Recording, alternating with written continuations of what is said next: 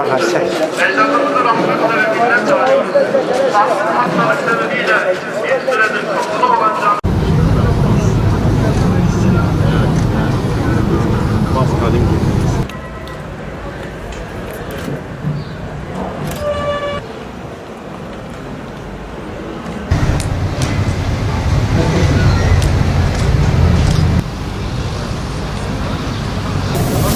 Sen kılacak mısın Cuma?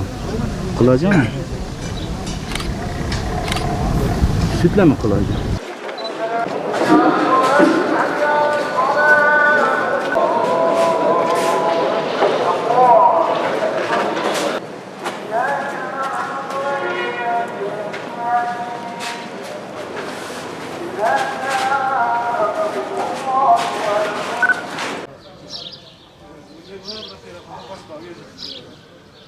الله وأطيعوه إن الله مع الذين اتقوا والذين هم محسنون قال الله تعالى في كتابه الكريم الحمد لله رب